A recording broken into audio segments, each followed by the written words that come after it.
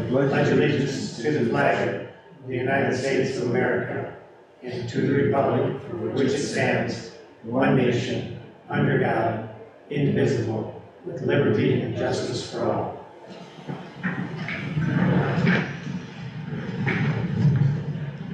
Now, at this time, we'll have a roll call.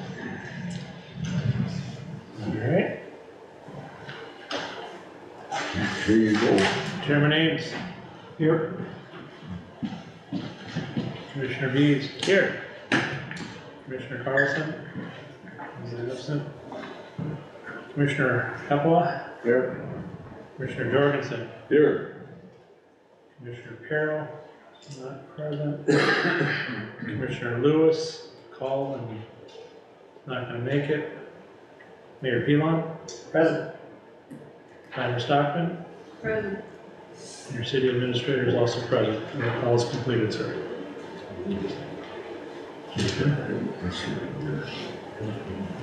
Okay, the next thing on the agenda is we're going to approve or amend tonight's meeting agenda, October 24th, 2023. Do we have a motion?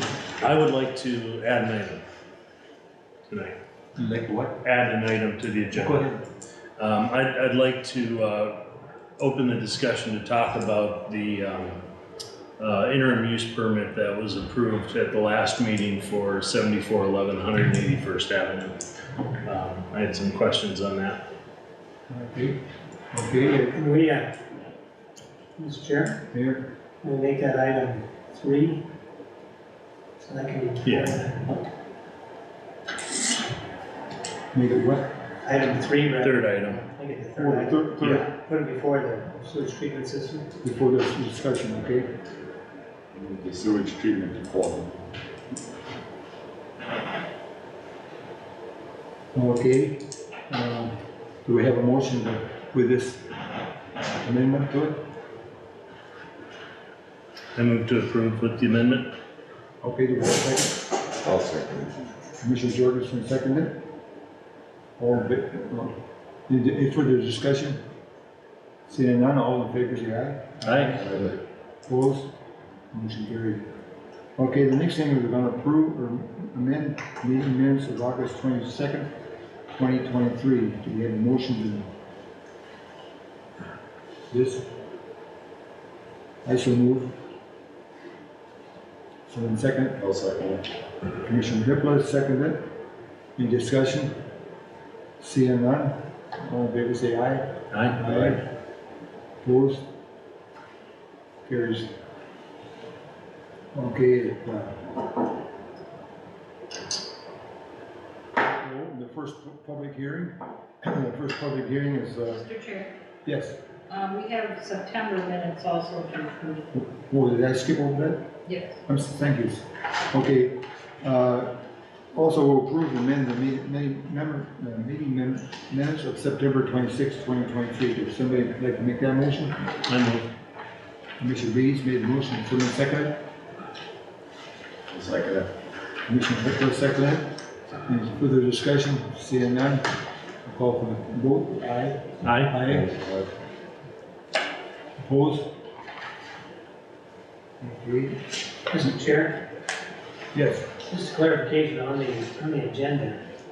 Is item 2 still active? Or look like they want to move that to November? Because the public hearing had already been noticed, we need to open it and take any public comment, and then we can either continue it to the next meeting, or we can close the public hearing and just take comment to that. Probably best to continue. Agreed. Okay, we've opened the first public meeting. The public hearing is for the McKinsey Hill primary plat. In numbers 20-30-25-21-21-0006 to consider the approval of a 3-lot single-family residential subdivision located south of Bear Lake with access from Ingen Boulevard. Okay, at this time,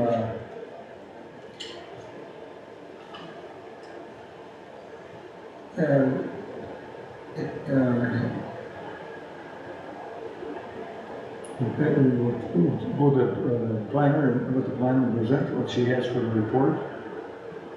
Okay, thank you, Mr. Chair. And also, just to verify, I was the one that sent all the mailings and put the ad in the paper. Okay. So all the ads were then public.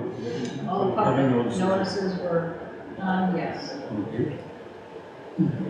So the Gustafson family has proposed a 3-lot preliminary plat called Mackenzie Hills on their land, their 35-acre piece of land located off Indian Boulevard. They're also requesting a conditional use permit for deferral of street paving requirements. And we'll talk about that a little more later. The lots range in size from 6.83 acres to 16.76 acres. There's a proposed shared driveway plan until such time as the public street is built to city standards and accepted by the city. That's part of what the CUP for deferral of street paving allows when the applicants are dedicating right-of-way. Here's a location map showing the land being at one of the sharp curves there. Anglian being out here on the east side. They're planning a 66-foot right-of-way for future street, within which they would maintain private driveways for 3 lots at the present time. The first house to be built on lot 1 in the northwest corner. And then a second lot north of this wetland and a third lot south of the proposed street. This 66 feet will, in the long term, become an extension of 205th Avenue that will go all the way from Nowland Boulevard over to Tiger Street. The plat includes, this map is showing the buildable areas and the proposed septic sites, 2 septic sites for each lot. They are required to construct 3 small storm ponds, given the amount of impervious surface area that's planned, based on long driveways and proposed hard surfaces with subdivision and construction of single-family homes.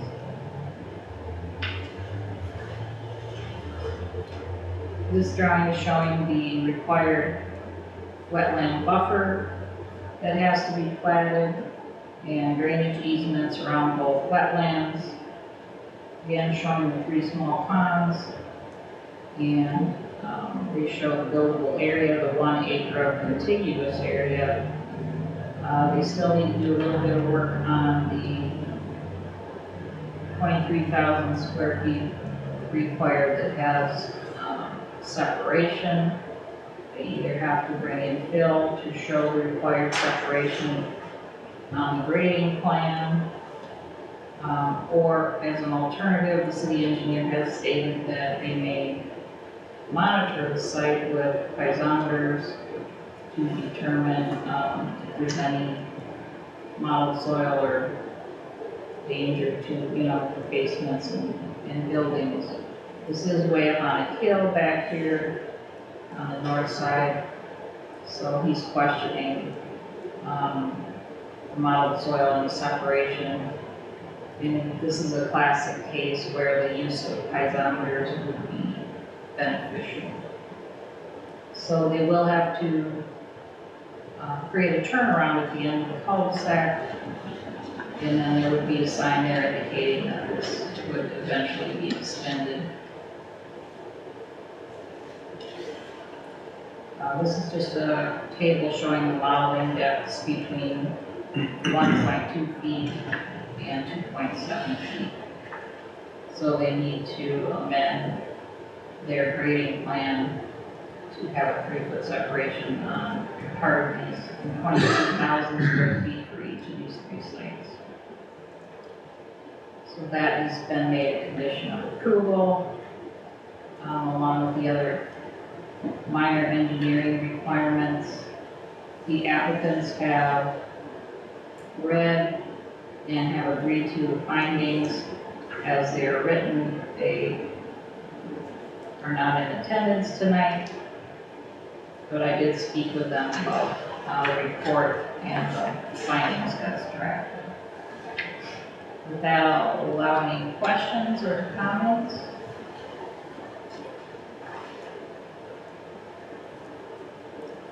Mr. Chair, Yes, Leonard.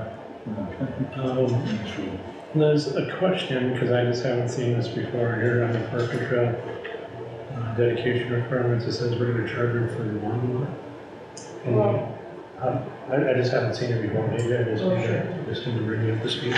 Well, because they started out with 2 lots, Mr. Weiner, we usually give them credit, if you want to call it that, for 2 existing lots. So they're really just adding 1 lot in the end. I mean, different cities do it differently, but a while back, that's kind of what we agreed on, what we agreed on, council.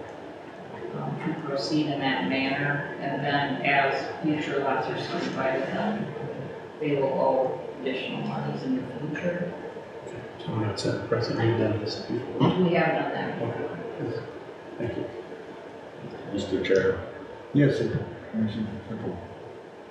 Leonard, what's the reason for the lot number 1 in the northwest quarter? The setbacks are so large from the edge? Is there They're not any greater than any other setbacks. What are you seeing? It looks like it's far from the western and northern borders. Oh, no, that's the The buildable buildable area. area. Yeah, that's the 1 Yeah. acre of contiguous. Okay, the buildable area is where they're wanting to build. Well, that's, yeah, they have to prove they have 1 foot of separation across an acre or more. And then they have to prove they've got 23,000 square feet, 3 foot of separation. So, and those black dots are the soil borings, which they typically do around the buildable area and the planned septic locations. So yeah, they would have the traditional setbacks of 120 feet from the center line of this right of way. And then 20-foot side yards and 35-foot rear yards. They do have well, with drainage easements, they have to be outside of the drainage easement that'll be established. They're not planning to get real close to the wetlands zone. Okay, so they could build farther north and west, but they are choosing to pick this area. Yeah, So that, they won't have to bring in fill probably if they went farther west or north. yeah, that doesn't mean that you have to build it in that area necessarily. But if somebody comes along with a different plan, and even regardless of what plan or where they want to locate the pad, they have to have a custom graded plan showing the engineer and I that it works with drainage throughout the region.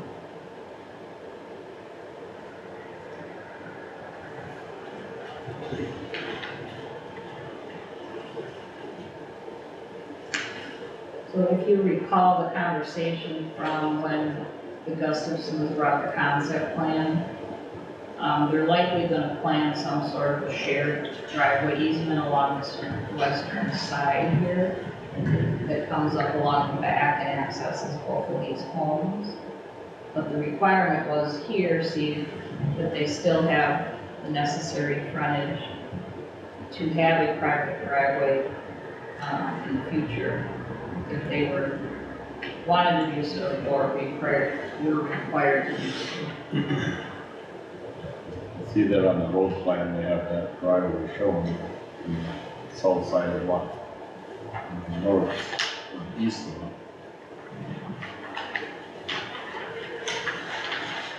it. They're planning to build that driveway. Right. They'll have to prepare an easement document showing the exact location and description of any shared driveway easement, and that gets recorded so that the easement over lot 1 is for the benefit of lot 2, so that if that were ever sold outside the family, you know, there couldn't be any arguments about that.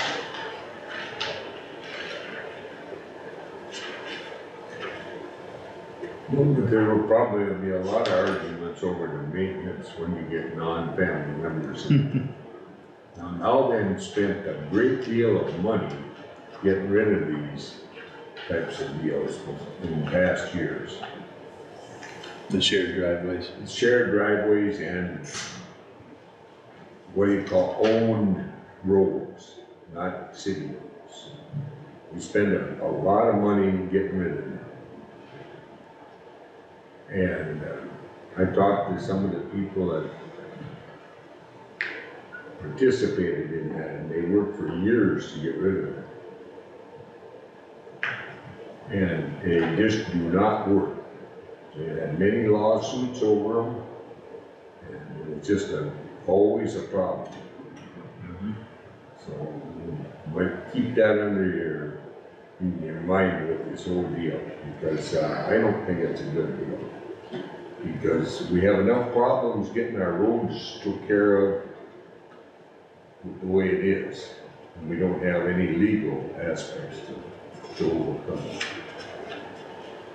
So, but we spent a lot of money in quite a number of years to get rid of it. So, do as you want, but that's what it wants. Because it's just not a good deal. Is the deed restriction enough? Well, there's a whole development agreement that goes along with this. And the right of way is dedicated to the city, as was not always done in the past. Now granted, somebody has to bear the burden of this in the future. And that's wherein the problem lies for the most part. And Now, who's gonna pay for the tar into that when it actually gets down to it? right, it's gonna have to be, And you know, because every darn one of them guys in there ain't gonna wanna pay for that. Because, you know, we like things, you know, nice tarred roads. But when you get right down to it and you gotta fork up them dollars, you know, it's a big difference. You look at the squawk we had on 185th and Jasper. They wanted to assess us on every lot that we could create in the future. Not the ones that we had houses on, but on every lot in the future. Okay, we balked on that, and you can't do that, that's illegal. You can't assess a lot that ain't a lot. Because, in other words, I had, at that point, I think I had just 40 acres there at that time, and they wanted to assess me for 8 lots, rather than 1 lot. Okay, that would have been about $50-some thousand. That's a big assessment to pay for a road that should have been paid for by the city. Because the county gave us money to do that with, but our city fathers at that time decided to go poo-poo it on some equipment. Just a clarification, the township fathers. Yep. The one city. Yeah, you want to say that, no. But it's still got the same effect. So it's gonna get developed with a cul-de-sac. As they build on these 3 lots, it'll be a temporary cul-de-sac, right? no, they aren't, this is what the conditional use permit is for, is the deferral of the pavement. They have to build this base and sub-base, like Lystico's did on the east side. Right, in the long term, they're not allowed to split any lots further until the street is constructed to city standards and accepted by the city. So what's the cul-de-sac part of it? Well, so they're required to have a turnaround for emergency vehicles. And So when would we require them to connect to 205th? well, that's only triggered by other subdivisions, neighbors subdividing their own land. But I mean, the rest of 205th exists up to that, Well, the edge of the property right now, doesn't it? no, this is. Nope. Oh, it's not that far, it's okay, not I that see. far, Yeah. Yeah, It okay. comes up to Nowland Boulevard and it comes up to Right. Tiger. Land. Okay, yeah, so there is still land over there, yeah, I got it, okay, There's land on both the east and west that still right, could be some. okay, yeah, that makes sense. Mr. Chair, Yes, Mayor. so just to clarify what Harold was saying is, right now, there's 3 parcels on here, as long as the Gustafsons within their family develop these 3 parcels. This is basically a big driveway. The turnaround for emergency vehicles at the end. But we don't maintain it as a city. And people that live on it have to maintain it. If one of those lots subdivides, and 2 of them could, and 1 of them could, if they subdivide and put a 4th on there, then somebody, those people all living on there would be assessed for a road cutting back to Enid. But And that's where it becomes a problem. Is if you're developing a lot, say, these 3 lots developed as a family, one family themselves to somebody else, and a 4th totally unrelated comes in and builds another house. Then you have to go back and remind these people that 20 years ago, when that 4th house came in, you're all going to get assessed for that. Same thing up on Lesticos for that's a whole different story on Westicos. Now, whatever happened to the rule that when you sold 20 acres, that there were no plotting had to be done? That's a state law. Well, that's been done, it's done down on 185th. Ward sold off 20 acres to the east side, and they sold another 20 acres off of it. And we never even seen it here. All of them have been sold. So, but what happens to that state law? Has that been changed? I don't understand what you're saying here. Well, I tell you, you should, because you don't have to plot it if it's over 20 acres. It's state law. Right, but if you're splitting a piece off that's smaller than 20, then you do have to go through. Yeah, but if you just split 20, no. So now, what is the size of those on the listicle property? Those are all smaller than 20. No, They were. no, on this side of the road, there's on the only, east side. huh? The ones that were done before, The ones on the first plot. that's on the east side. On the east side, but I'm talking on the other side, on the west side. Right, he's got a 10 and 2 5s over there. On the corner, that's what he's going. Well, where's the rest of the ground going? He's got outlots planned for future subdivision. But it doesn't show that on the maps that we've been given. Well, you really haven't officially been given anything because, I mean, I guess it was in the packet. It was a 40-acre piece. And he's doing a 10 and 2 5s and the rest are outlots and or a road similar to this one. You wouldn't have to have an outlot, you could just leave that alone. Whatever it is, 'cause that's gonna be a big parcel that's left.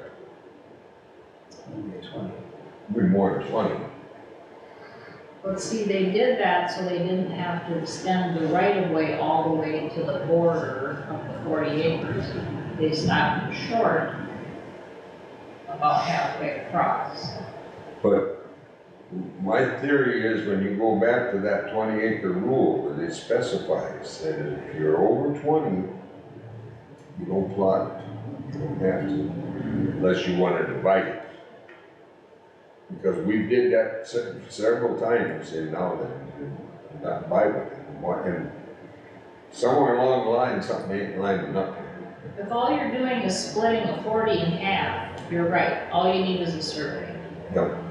But see, But apparently here, I don't know why they're doing, and that might be why, what they're going back and looking at is why, what they're gonna do there. They could do something a little different and probably come up with the same result. Yeah, they have a lot of options though in terms of access. Because apparently they wanna create a bunch of smaller lots on what's left over.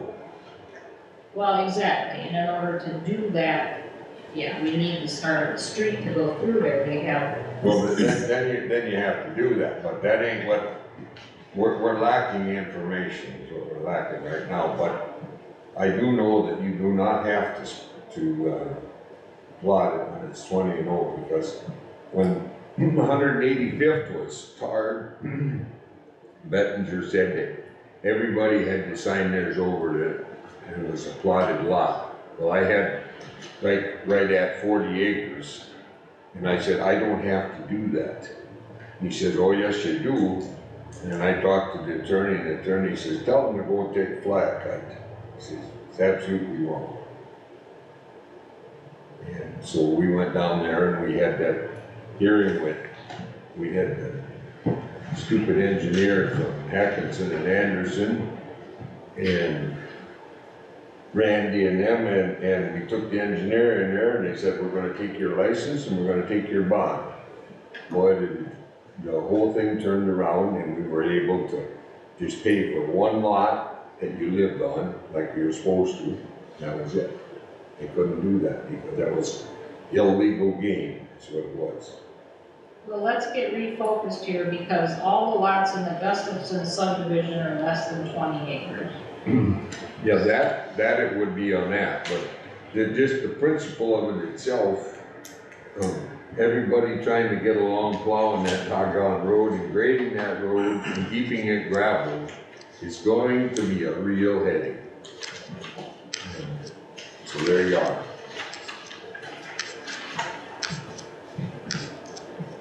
But, yeah, I mean, I completely agree. Although I would think if any of those were to be sold outside the family and there was a simple shared driveway, it's hard to hide, Yeah. right? It's not like someone buying a house next to a property that's gonna be industrial. They're driving in on a shared driveway and they're gonna be asking the question, Yeah, if the who's guy responsible? comes in there with a big heavy truck, maybe the cement truck or something. Yeah. You know, Oh, yeah, tears the road up, yep, you know, boy, I'm gonna, you know, I mean, I can just hear them talking, you know.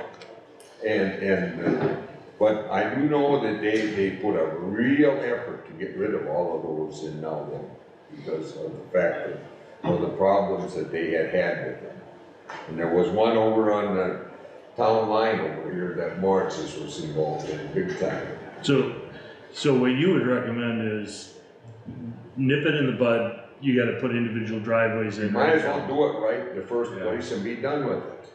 Yeah, Just, you know, I mean, spend your money and get it done, because it all comes back to the taxpayer eventually, otherwise, is what it's gonna do. It's gonna be a tough piece to hold the road in all areas back there, I think. But I don't know how many of you went back there and looked at it, but it's a beautiful place probably, but it's still, you know, it needs to be done right. That's what it amounts to. And we're just trying to get away with what shouldn't be. See, we shouldn't be doing that. Because it ends up costing you in the end. Well, now, see, we got a big assessment coming due on, over on the other corner over there, Waco, so. But that's just a good example, you know, when we kinda did things on the cheap in the first, and now we got caught. so Liz, if we had a recommendation or put in a requirement to have individual driveways, would that then just be considered a private road to where the driveways? Well, you couldn't do that back there. Okay. Put more driveways, there ain't room for more than one road in some places. Well, if they're bringing the 205th, Yeah, you know, to a turnaround or whatever and brought the driveways off of that. Yes, that's what they're doing, So all individual though. yes. Okay. All individual, it's just the main. But then it's just a private road. That main road is a private road. Yes, it's mean, it's a maintained by driveway. the 3 people. But if you There's a requirement. get it open from both sides, which you're gonna have it in the end, you're gonna have traffic through there. But there'd be more development to the west. It could be and it could That's not what be. would, that's the only way you would get the road going through, I would think. Yeah. I mean, it's a tough deal, I mean, it's not a good situation. But at that point, if the land, and they don't own the land to the west, Correct. so if that land develops and 205th goes through, at that point, they would have to pave 205th. No, that does not trigger paving. Okay. The only thing that triggers paving in the Gustafson subdivision is subdivision of an additional lot. Or if the city chooses to move forward and pave it and assess them. Okay. That's an option. Could But- that be in the conditional use permit? That's already going to be in the development agreement. That's part of the past situations that they've had this type of thing. Mr. Chair, Here. just a question then, back to Marty's point. So these 3 don't develop anymore, so they have a developers agreement here. If there's a 4th lot, then they pave it. But people to the west decide they're gonna develop and connect to this temporary cul-de-sac. Who's responsible for this section 205th? Gustafson's been putting more lots in there, but the people west didn't, how you got it through. Yeah, that would be a problem, but the parcel to the west also abuts Tiger, so they could come from that way also. They would be required to hook up to this right of way, and, you know, if this provision still exists at that time and they only have 3 lots, see, to use this deferral requirement, they can only have a maximum of 3 lots. So if somebody's splitting a full 40, then they have to construct the street. So theoretically, from Tiger to Edgar, whatever it is, you could have 205th be dirt. Partially paved and partially dirt, yes. The part from that cul-de-sac west Right. would be paved, from the cul-de-sac east to Indian would be dirt. But theoretically, to the west, they could develop without paving, right? No. No, No? Okay. Okay. Only if they use the same provision, assuming it were available at the time and that the council approved it. But, I mean, it's unusual. Yeah, this isn't typically done, but part of the challenge here now then is even with splitting a full 40 with just 8 lots, it's difficult for people who make it work financially unless you were gifted this or this was a family parcel from long ago, because just buying it outright now and then trying to split it, you don't make any money. So that's the challenge. You know, Mr. Chair? Yes. So if, what I'm hearing here, if that goes through and it goes to the west, at some point, could that be turned back to the city then to plow and maintain and all that kind of good stuff? It's city right of way. We're basically allowing them to use it and maintain it in the interim. We would not accept it unless they constructed it to city standards and we accepted it, or we go in and pave it and assess them. But the way it sits now, the plan, the way it sits now, it's a private road and the city doesn't have, but if it became a through road, then that could be on the table. Right? Possibly, yeah. Could be 2 shared driveways hitting each other. Well, right. I We mean, wouldn't allow it, though, right? Well, that's what it could be though. It could. If it's all one family, it's got a better chance of surviving. But the second, one of those people gets another job or has a reason to move someplace. And that can happen this day and age pretty easily, you know. that happened, a similar thing when Paradigm, through the farm field to 189th. The town board had the opportunity at that time to have the developer come all the way out 189th, blacktop through to Mountain Boulevard. And they chose not to, they stopped it at the corner there, rhinestone, and went down rhinestone. Actually, it was going down rhinestone when it came to the first driveway that left West Gravel. And you're aware of what that joint is like. They're taking gravel to the blacktop. So you got blacktop, gravel, blacktop. And that's what you would have here. If it's developed more than 3 lots total.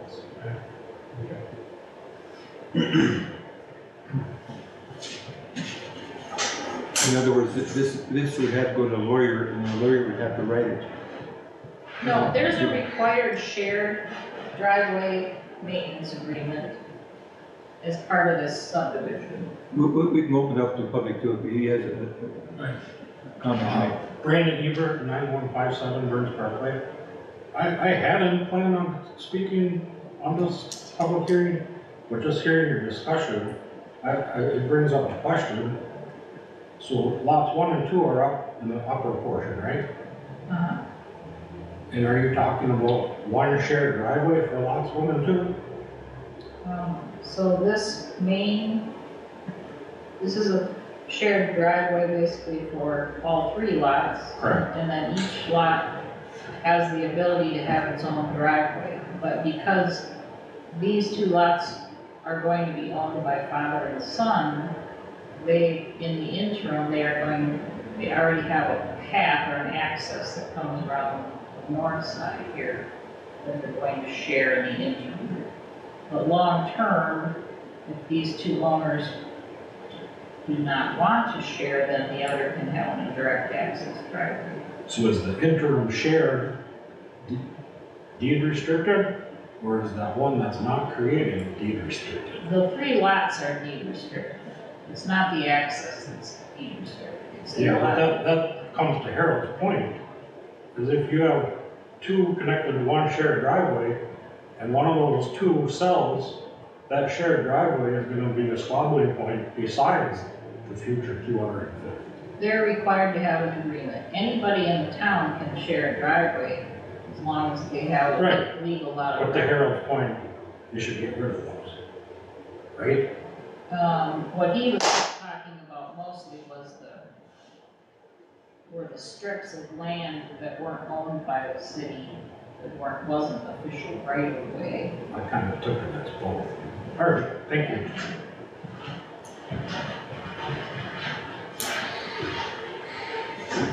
You would have 2 separate driveway agreements. Possibly, or it's written into the, You'd have more than that, you'd have 3, wouldn't you? no. Well, all 3 people would sign one agreement to share in maintenance of the future 205th Avenue. And then lots 1 and 2, they chose to have another agreement. Now, I have a question. Gus's way down at the end, where they got those buildings there. Her parents has got a place there too, right? Yeah, Further on, Yeah, further, to the north. further to the north. north. Yeah, Yep. yeah, and so, you've They got, already have access. They already have the legal access. but they still have to use the same shared driveway, road. No, Well, how'd they get in? Because when I drove up there, you'd have to go by them old buildings to get back in there where they had their house. No, there's another cat track in there it comes from the north. from the north. This part that exists has nothing to do with this. Yeah, If they Yeah. choose to connect it, they could connect the 2 driveways after all is said and done. But right now, you know, But does that come through, that horse farm, or does it come No. off of Tiger? no, it comes off of Engen. They only get in from Engen, and they all come down the same driveway up there. On this, the old people too? Yes, They do. yeah. But there's a good case right there now, they might be getting up in the years, see? And right there, you know, and when you start getting old, everything falls apart. So, Yeah, I believe Mr. Gustafson said that his daughter was going to live in the, Where he's at. either his home or the grandparents' home, yeah. It says something about 5 homes there. We read that, we're talking about 3, but there's, well, there is No, 3. There's potential for additional subdivisions. for another 2 homes. Yeah, at least 2. I mean, based on acreage, you could have 7, but I don't think they'll get 7. Not with so because much of the- wetland. Because of the wetland, right? See, Lawrence isn't around anymore. Well, he's dead. He could make that. 15? He had no problem moving the water because the water was supposed to go south out of there, and he made it go north. DNR said he couldn't do that. Well, legally, we can't stop him from doing this, right? Well, the ordinance allows deferral of paving under certain conditions that were outlined in your report. And they've made application for that. And they have followed those guidelines as they were written. And so legally, we can't stop this. No, not for this application. And are we just approving the conditional use permit at this time, or the whole subdivision? No, the request, excuse me, is for the preliminary plat and the CUP. And then they have to come back later with the final plat. With then the shared driveway agreements and the development agreement would come back for your review to the council level. Final plats usually don't come back through planning commission unless they change to a significant extent that would require your comment. Okay, the way I understand, there's still a lot of things, they gotta hire some special people to come in and do some, about the water level is below that 3 foot. Yeah, the piezometers, that was just a recommendation. They could also bring in fill and change the grading plan appropriately. Those are all made conditions of approval. So those things need to be addressed. And reviewed again by the engineer. Okay, so there's not really much we can do about this. That road, that shared driveway they're gonna put in there, do they have to make improvements on that? That is pretty narrow. It has to meet base and sub-base requirements. So they have to build it to the extent- normal road width. Okay, because they're asking for, they're giving a 66-foot easement for the city there. Right. That's being given to the city, and it's not given, but it's part of the development. And so they gotta bring the driveway up to the standards, because I passed somebody on that road that's up there going, yeah, it's a good thing we're driving slow, because it's not that wide. No, if you drove into their existing driveway, that is a completely separate issue. That has nothing to do with this. You drove in on the existing driveway. This proposed road is not there yet. Oh, it's not. What did they drive in on? That was, You drove in on the driveways to the existing homes that are further north. okay. Yeah. Okay. Pretty hard to tell what you was driving on there. Well, no, like I You know, I mean, said, seriously, you know, and so that's, the driveway we drove in on is not gonna be there anymore. No, incorrect. That driveway stays the way it is to the 2 existing homes back there. They'll use that. And this special road is just gonna be put in for these, This, 3 new lots. So, yes, so 3 Dale, lots. where you drove in, there were like 4 mailboxes there? Yep. Do you remember when Polgrins were here a number of months ago? Yep. One of those, the driveway to the right as you come in goes to that new house Polgrins. Right. The other 2 go back up to Goodrich and Gustafson places. That's completely separate from this. Those stay just as they are. This is only when you come down Ingrid, right at that sharp curve, in the woods there, that's where this road comes in. Oh, okay, okay, I misunderstood, I thought that was a driveway. And that's completely separate, that's the same owners right now, but that's not part of this request for development. So those will stay as they are, And so, and that's just, those are private drives, not. that's gonna be hard to maintain a new road plus a driveway. Guston's gonna have to do both of them. Well, they have people to do this. Yeah, I know he has the equipment, and so they have to maintain both those roads then. Yes. And if I understand correctly, if they go to a fourth lot in that area, if any one of those split, that triggers finishing the road, doing everything.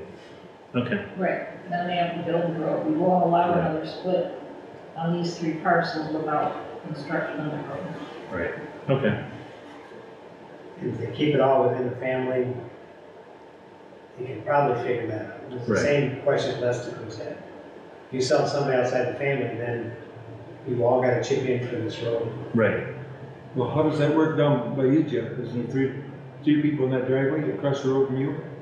They should have put in a cul-de-sac, and I'll come off the cul-de-sac. They put in 3 driveways. Yeah, you got 3 driveways there.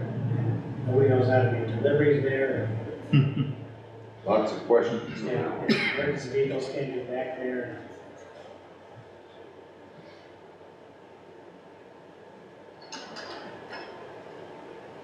Well, I can see if they're gonna put a completely new road in. I can understand that then. I thought it was the driveway that was going back there now. And if there's gonna be illegal documents put in there, I think before we do anything, we need a good layout of what that whole thing is gonna look like when it's done, right now. That should be drawn up. They do, yeah, they have construction plans just like you would. We should be able to look at that and see what, exactly what they're getting into there, because if you got half of the picture, you ain't getting the whole scoop.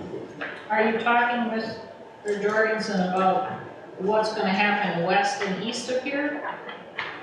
Or are you talking about how the driveway's So constructed? how that whole thing's gonna look when it gets done? And what they've got figured out right now, that should all be down on that paper so we can see it. It meets the city's base and sub-base requirements. Yeah, but we just, yeah, it just, kind of baffles you, because if you drive in there, you got a whole different view of it after you drove in there. You know, because, you're back for 100 years, you know. That's what it amounts to. Well, This is just a preliminary plat, right? Right. you mean there'll be a final coming in? It doesn't come through you, but they have to meet base and sub-base requirements that are just like any other road. 24-foot top, 8-foot shoulders, ditches. Do they have to build it before the houses start then? They can start one home without it and then, but it has to be, yeah. You won't get a final C certificate of occupancy until their road is in. On that one home list? Yeah, but the one home can start as if it were a single lot, as a single, building permit could be issued. The CO on that one house is continued down the road, Yeah, the permit, bed being prepared. yes, the official access being. So they can have a temporary access coming in from the north to access the building site if they chose to. And then, yeah, long before the final CO, right, this would have to be completed. And if there's culverts or anything, there's something. Right, culverts, the ponds, yes, There are no culverts. there are, yeah. So 4 culverts or 5? I'll ask you again, if anybody on the floor wants to make any more comments for this? I guess all I can say is, you guys should talk louder because that camera owl system will not pick up your quiet talking.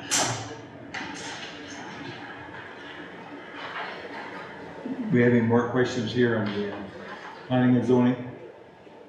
Seeing none, we'll close the public hearing then. Public hearing is closed. And now we'll act upon it.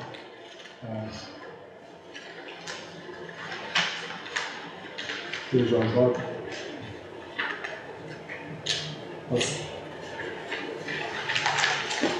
19 recommendations goes along with this. Findings and recommendations.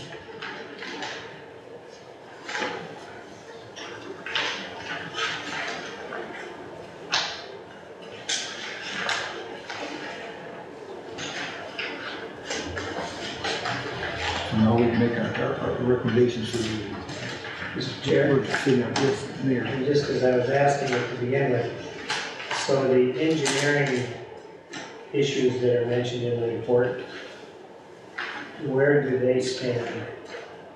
And what needs to be done going forward? So those are conditions of approval.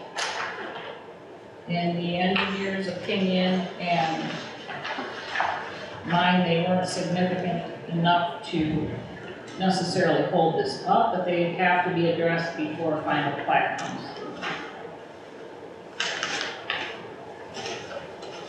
So we don't, Shane and I, the engineer, don't think this is going to change any configuration of lot lines.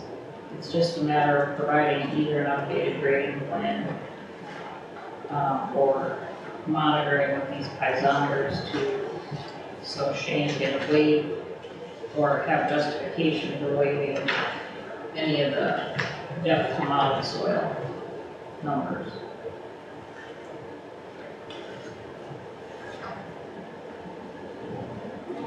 But all the engineer's report is always incorporated within the findings. So any approval includes those conditions. And I have repeated most of them within the conditions. Are there any that we'd like to add to this finding and recommendations that it's not covered here? Do we have to include anything that basically talks about any development to the west and connecting the road and finishing it at that point, or? No, because that's already contained in the subdivision. Okay. That's always a requirement. Yeah. Yeah.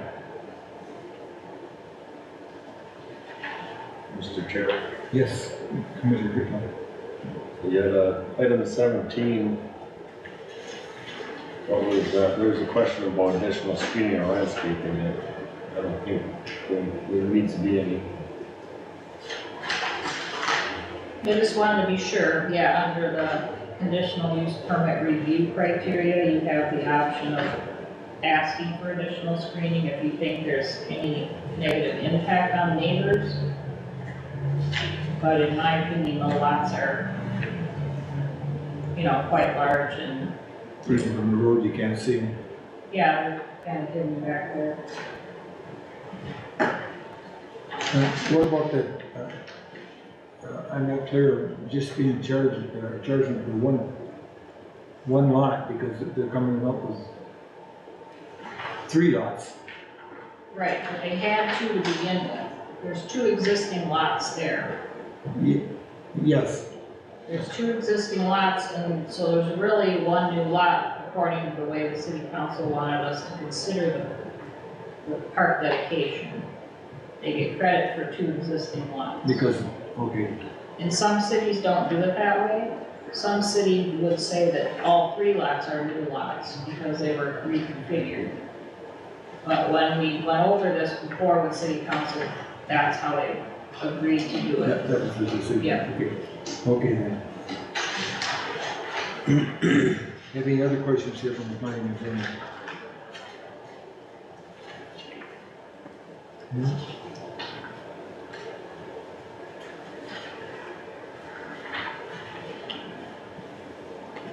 Now, I think we're ready for the motion, the Mr. recommendation. Chair, Yes, Mayor. just on the engineering, page 5, item 4, it says zoning review is to be completed by the city planner provided under separate cover. What is that? No, that's the planning report. That's it. Yeah, right. There were not any outstanding zoning issues. You know, lot width, lot depth, frontage on the future street, all those things were in conformance with the zoning ordinance.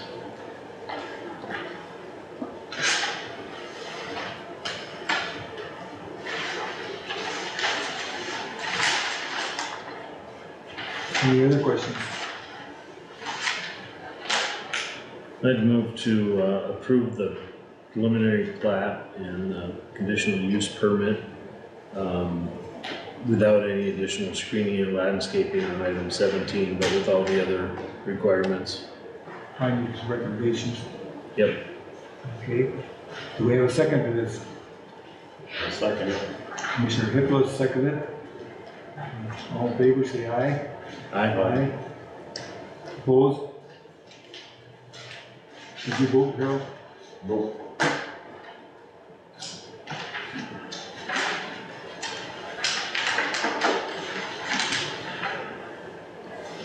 You voted against or for? Neither. Okay. There were 3 votes, One abstain. 4 votes, 1, 2, 3, 4. 3 votes.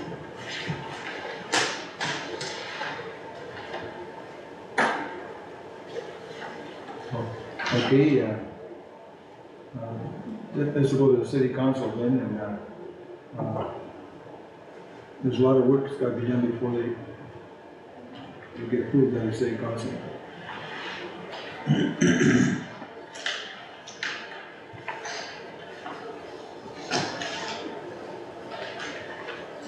What we'll do now, we'll open our second public hearing. Second public hearing has to do with Malvern Pastures, 3-lot primary plat. We're going to open the public hearing, take public comments, and continue the hearing to November 28, 2023 meeting. It's pin number 08-33-25-41-001. And we're going to open it up here. Does anybody have any comments to make about this? Anybody on the floor wants to make any comments toward this? Let's take a development up here.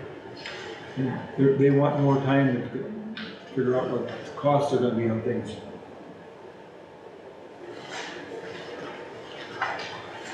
Any discussion at all? I don't think we can make any kind of decision until we see actually what they're gonna end up doing. It's just okay.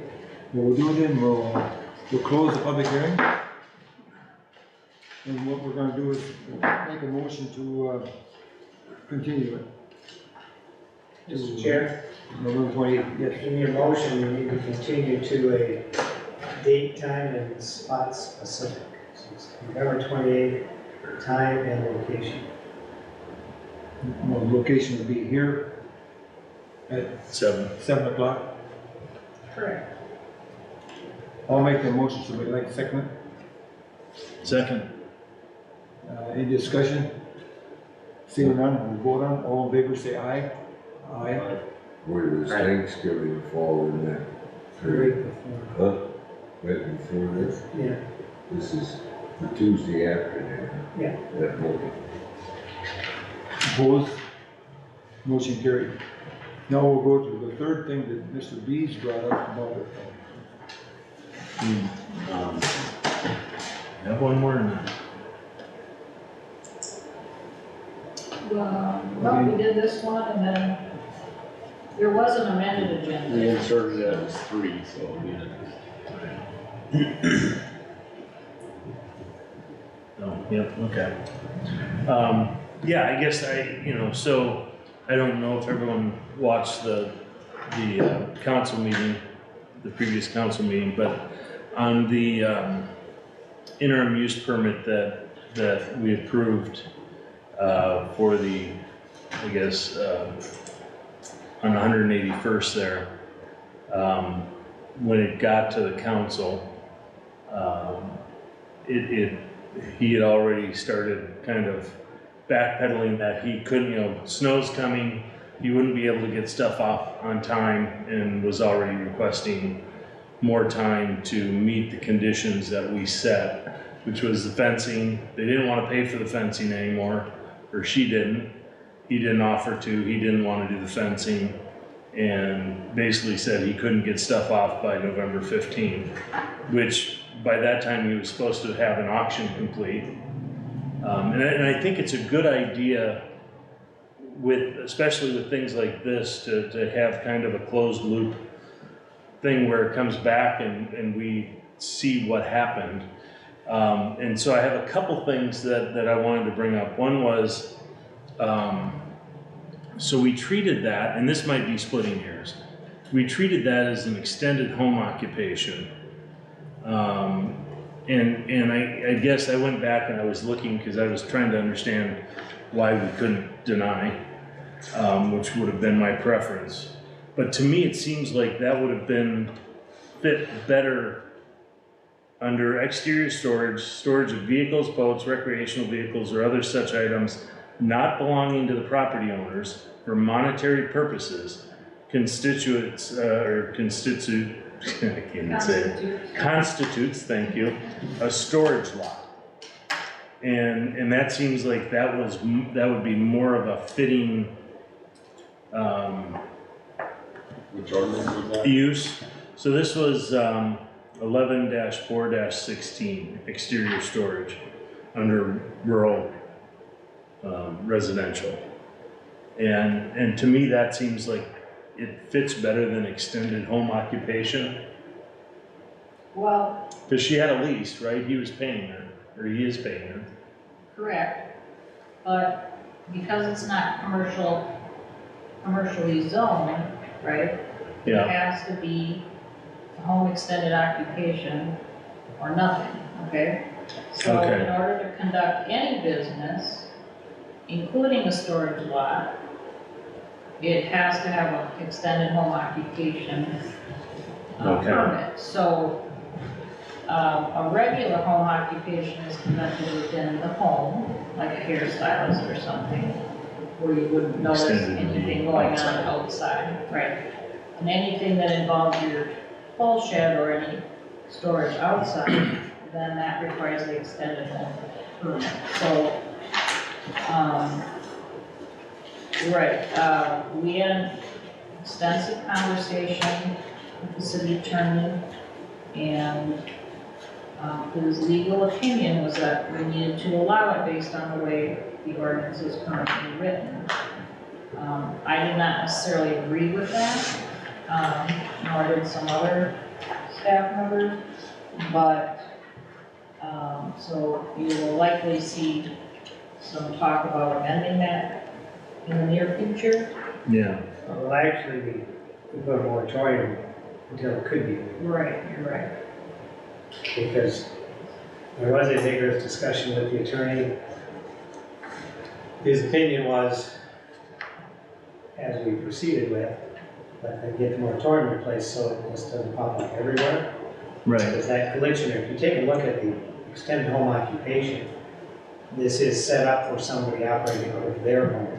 Right. But somewhere back in 2013, a clause got put in there for leasing to other people what appears to be indoor storage, not open storage on a lot. Well, and that's why, I mean, from what I could tell, for 11-4-16, exterior storage, I thought that's under rural residential. And that would then be considered a storage lot.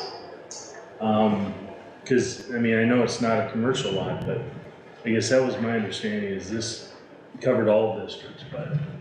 Well, the whole premise was that, yeah, he doesn't live there and he doesn't own the property, right? And that's how he liked to control. Right.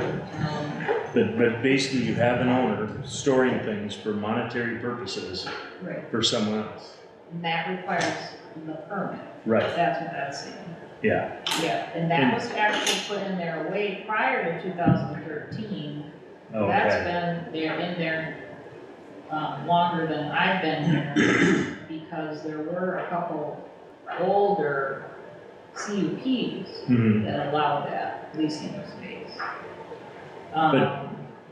But we can deny an interim or conditional use permit if there's considered, I mean, I think the wording is, if there is effect of the proposed use upon health, safety, morals, general welfare of occupants of surrounding lands. And I mean, it's not really morals, but I mean, it is affecting the surrounding lands negatively. And I mean, so, and I understand she was the one applying for the interim use permit, and she had to because she is a homeowner, but it did bother me that we're approving something for a person who is not a resident, and we are affecting our residents with that decision, and I felt like we had, because they did that,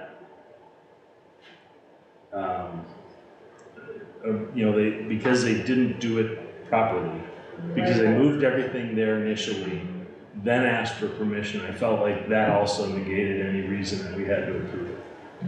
I felt like we could have denied that, But the lawyer or said, recommended denial. yeah, but the lawyer says we couldn't deny it. Yeah, well, he says that. For a couple reasons. Yeah. One being that it's, the regulations specifically allow the leasing of space as it's written. So, and So if we then, make some changes, hopefully we have right, something. So right now, there's a moratorium on it, so we have a process where we can go through and change this and get it right, so it will never happen again. So the other thing, which I was confident of that night, is that we are gonna have to take action to get that stuff removed, because it will be there until we take it out of there. Yeah. So what's our action now, and what do we have to do? well, I guess on a positive note, I spoke to the adjacent landowner today, and he has seen some activity over there Okay, in moving things around, and, I've heard that he does have an auction scheduled to get Okay. rid of some of the vehicles that are inoperable and that he cannot store there under the agreement. right, Whether he meets the November 15th deadline is yet to be seen. yeah.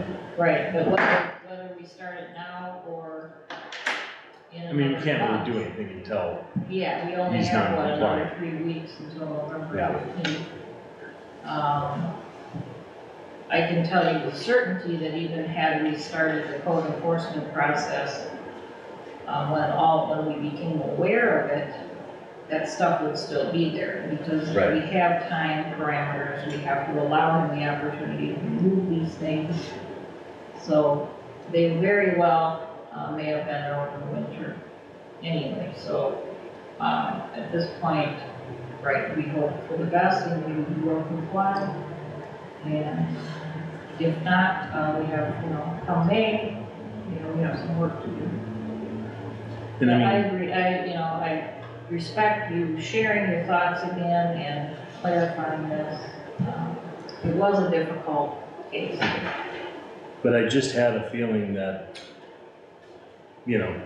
as soon as it got to the council, changes would be requested, that everything was fine the night we approved it, but all of a sudden we want to change everything we agreed to, and I appreciate that the council approved it as is and did not allow not doing the fence, and obviously that's gonna hopefully push him to get stuff out of there, but Well, he didn't show up to the council meeting. I noticed that. Yeah, Ms. He King. didn't have to, she's stuck with it. Yeah. It's a bad situation, and I have to agree with Commissioner Reeves.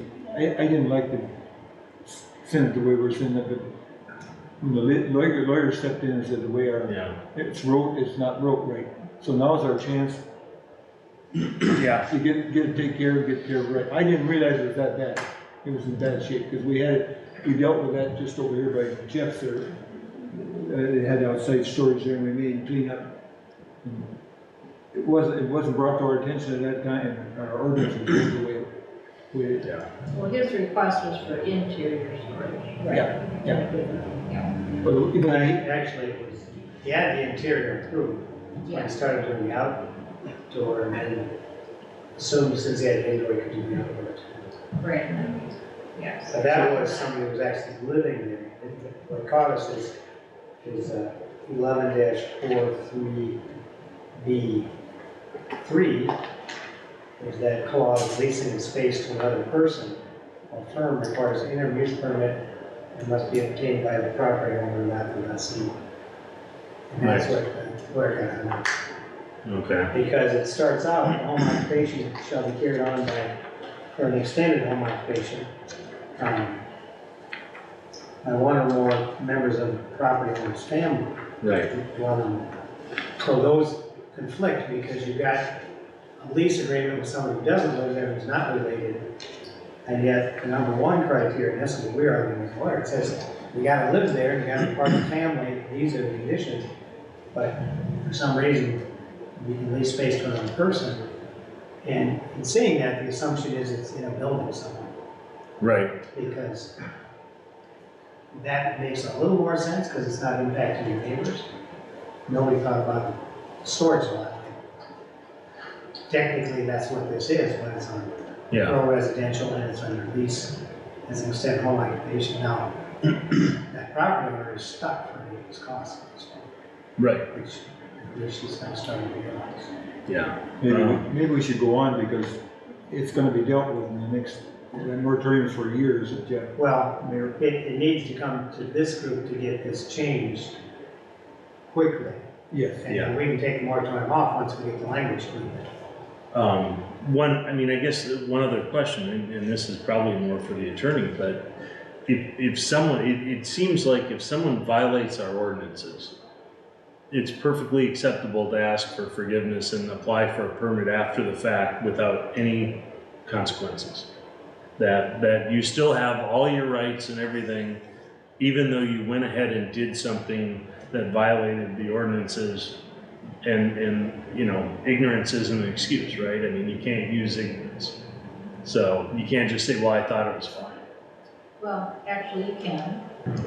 Happens all the time. Okay, well, I know. It happens frequently. I've used that, just not in this kind of thing. It would be no different than if it were strictly a code enforcement case or they're asking for some type of permit. But generally speaking, as long as they are working with us, Okay, they're correcting the issue or willing to correct the issue, Or our preference is obligated to work with them instead Sure. of being hard-nosed, right? Yeah. So, it's a little disheartening, I agree, yeah, but generally, we wanna be amenable to, options. I agree with that when it comes to residents. I have a hard time when it's someone who lives 20 miles away and is taking, in my opinion, advantage of a resident. So And in part, it was the property owner's Yes, fault, right? yeah, She told him some incorrect information. that is correct. She wrongly assumed Yeah. that was allowed, in what she thought her property Could was do, A. Yeah, Well, let's go on, cause yeah, okay, we just can't yeah. beat this up. Hit a dead horse? But Yes, Mayor. But I appreciate the to the conversation. commissioner's point, that's why it's critical. The point of the commission is to dig that out here before recommendations are made. And if we catch something like that where there is an inconsistency in the ordinances, we're looking through these things, bring it up so we can address it before it bites us. You may be seeing something else as you look through this for another reason. But this commission's job is to get the facts out, make sure they're consistent with the ordinance. Don't take anybody's word for it until you push through for it. So your point is, we're looking at it now, and realistically, we do that night, this stuff wasn't even done by the 15th. Or it was unlikely to be done by the 15th, what can we do? So feel free to push back, that's the purpose of this committee, to make sure you guys are done. Like again, like Harold did tonight, you got a question on the road, push Mhm. here. So we'll get an answer. Don't just assume Yeah, that everything you've been told is all there is, and just shut it to the comments. This is an encouragement for this group. This is the place to push it and question. Okay, thank you. We'll go to our next item on the agenda then, discussion continues base sewage treatment system ordinance. Consider changes to the city section system ordinance pertaining to maintenance and general update to reflect the Minnesota 7080 rule. So we'll turn it over to our planner.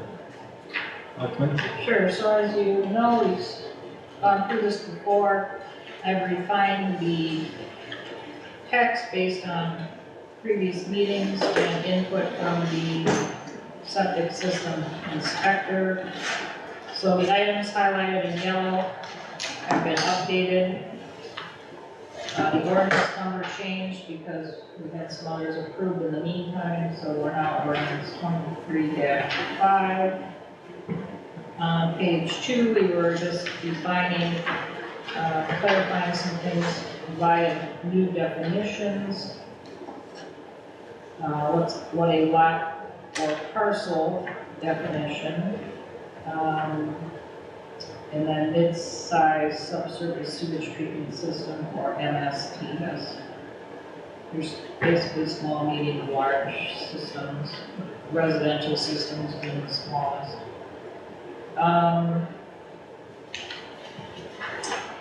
So that was a clarification. Let me know as we go if you have any questions or other comments. But otherwise, I'm gonna just target in on the highlighted yellow areas. So all lots at the bottom of page 3 have a minimum of 2 soil treatment sites, each with a minimum of 5,000 square feet each for a primary and a backup site. It can be larger if deemed necessary based on, number of bedrooms or anything else related to the design. Number 4 on page 4, subsurface treatment system for accessory buildings are handled like any other building. They either need to connect to the main sewage treatment system for the principal structure, or they need to have their own type 1 system.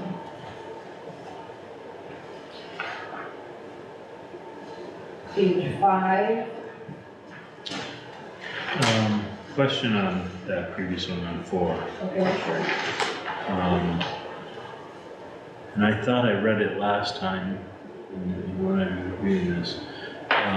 Was there anything in the size of the accessory buildings? Is that? No, because, Is that because it's addressed on the sizing, the type 1 system is sized to the bathroom and the kitchen, the Right. water flow, right? so the size of the building is not really relevant? That's not relevant in a residential setting. Okay. Unless, they did have a home business with, employees or something that would increase the water usage, but generally speaking, yeah, it would not be an issue.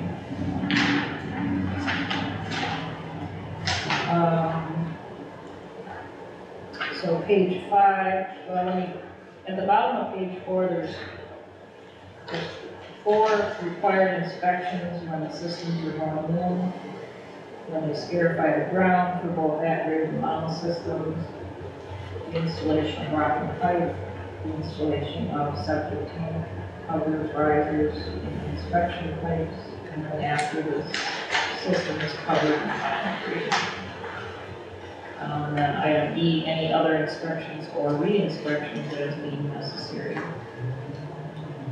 Then at the top of page 5, we agreed last time to change a minimum 2 working days notice prior to an inspection. That the installers have to call ahead for inspection time. Bottom of page 5,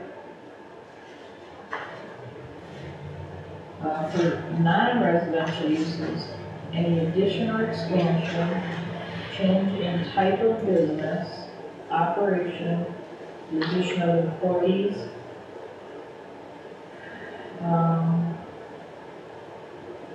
not like et cetera in there.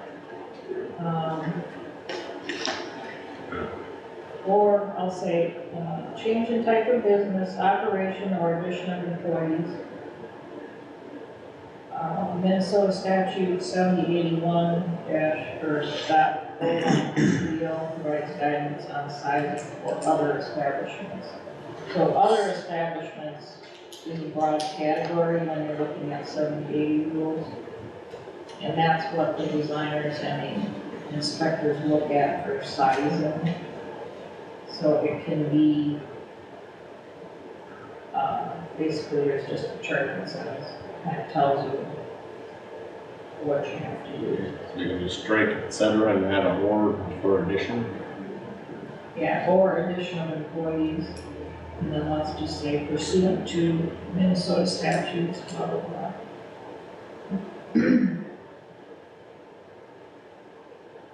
Does that sound okay?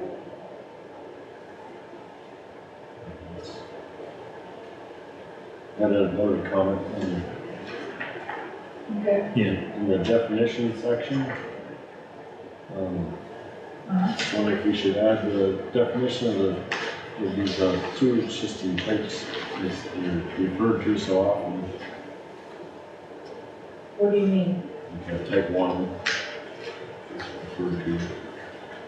Oh, I see what you're saying. It's referred to all over in here, but it's not defined. Yeah, we certainly could. I mean, all these go back to the model ordinance 7080 rules, which are Minnesota statute. But we certainly could define those if you'd like. Yeah, I think that's a good idea, because that doesn't send them anywhere else. And kind of, Yeah, if it's commonly used, then it's probably good to have a definition included so it's easier to understand the ordinance. Okay. Well, knowing that there's a lot of detail, I don't know that we'd be able to include the Yeah. entire.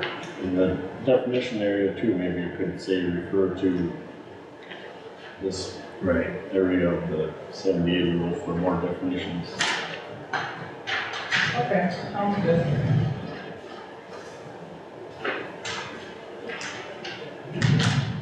Let's see, so page 5 looks okay.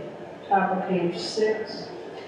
When a parcel having an existing system undergoes development, subdivision, reconfiguration, or split, any parcel with an existing home or septic system that is being subdivided, in other words, reduced or increased in size, must maintain 2 SSTS sites encompassing a minimum of 5,000 square feet each for the existing lot and each new lot.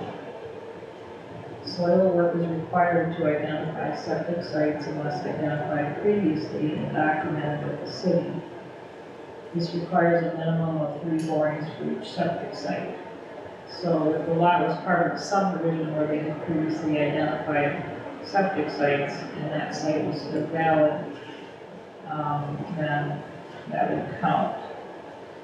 If the existing system is compliant, after having been inspected by a licensed septic system inspector or qualified inspector employed by the city, said site may be counted as the primary site, one of the 2 required SSTS sites, and would satisfy the soil work for that site. For under B, should there be a timeline?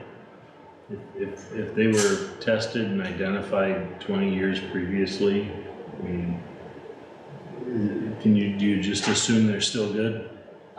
You do unless it's been, let's say it was a parking area and it was compacted or something, that Right. would raise a red flag. So we would look at the, sort of the situation too, and that would. Is that covered somewhere? I mean, it says soil work is required to identify septic sites unless identified previously and documented with the city. So, I mean, A lot of old systems fail. Fail that when you run up one. and like you No, it's not a said, system, so this is talking about just a site. the site, Okay. Right, it's just a site that they designated previously. I mean, some people wanna use that site for a pole barn, and Right. then they have to locate another site. right, Or, yeah, if this area became somebody's driveway, then that would be a red flag. I mean, you could say, you know. I mean, does that make sense, or do you just assume, I mean, No, I think there's so many what ifs. Right. But I think maybe you could add, you know, just kind of qualify it by requiring review by the septic system inspector or something, you know, approval of the septic Yeah. systems. More, you get to assume all these flats for years don't have a primary and secondary. yeah, Right. They may not be developed, like what we just talked about. right, They've got a primary and secondary designated down there, and they might not be built for 20 years. right. Yeah, I'm just saying, is there a time period where you say, you know what, you gotta go do borings again? Cause it's been too long, you know, there's development to the, you know, west, and now the drainage is different, and land that used to be good might not be good anymore. I don't know. I might be getting wrapped around the axle on something that doesn't matter. I think we should just add a clause saying, it's open to review and approval by the city septic system inspector or something like that. Yeah. Well, let's just put in sewer and water there and forget about it. Pardon? Let's just put sewer and water and forget about it. Yeah. There you go. Because that would at least give you, you know, if something came to the attention, right?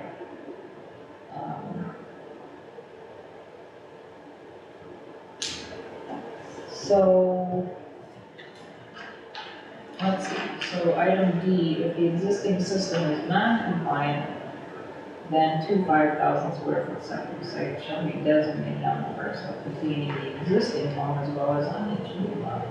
Does all that make sense? Yeah.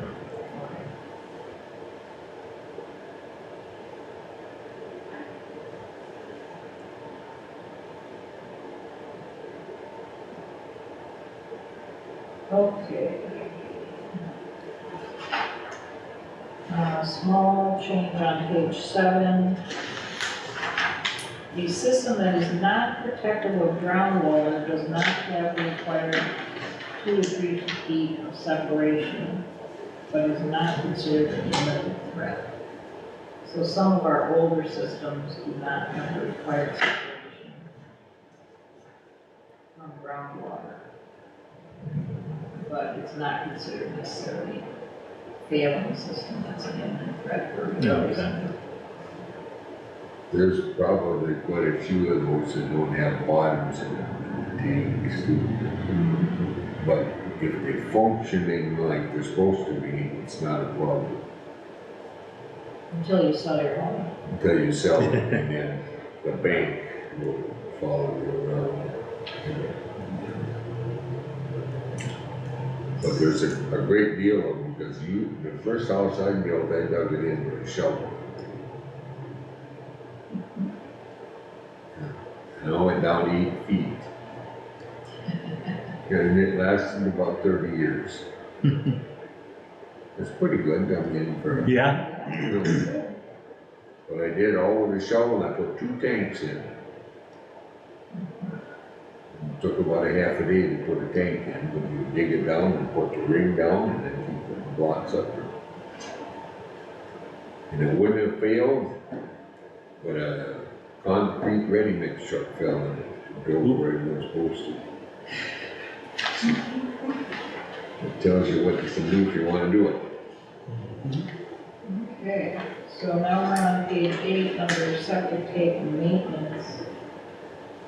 So it is a state law that owners of the sewage standard tanks shall regularly, but not less frequently than every 3 years, have the system pumped by a licensed pumper and provide a copy of the pumping permit to the city. If the system is pumped, measurement of the accumulations of sludge and scum is not needed. Alternatively, a property owner may have the accumulations of scum and sludge measured by a licensed septic system pumper or maintenance contractor and provide the measurements documentation to the city septic system inspector for review. So there's a table in the 70-80 rules. You have to be in compliance with regard to the maximum permitted accumulation of solids. If there's too much, then you could still be required to pump. And if you choose to have someone just come out and check that inspection is only good for a year. So by the time you do 3 inspections, you probably might have been cheaper to spend the pump. Is number 2 kind of tied to Minnesota law, or is, I mean, is there, I've looked at some others, I didn't see any, I guess, anything that said you could have it measured. I don't know if that's. No, that was part of the 70-80 Okay. as an alternative. So, and then as was the 1 year. This was not really any harm in having that. I mean, at least it gives people an option. Right. Some people might be able to do it themselves if they're a septic guy and then. Yeah. Maybe I need to get licensed. Yeah, so if you got a 2-person house. Right. Yeah, you might get away with it for a year or 2 and then. You might. Yeah, I wonder what the cost difference is. It'd be a lot less than getting a big truck. I think so. If someone doesn't want someone to drive over the lines. Yeah. Okay. So I was trying to lay out on page 9, compliance section for what our process, is going to look like when we send reminder postcards on May 1st of every year to remind those that haven't pumped in the last 3 years to do so.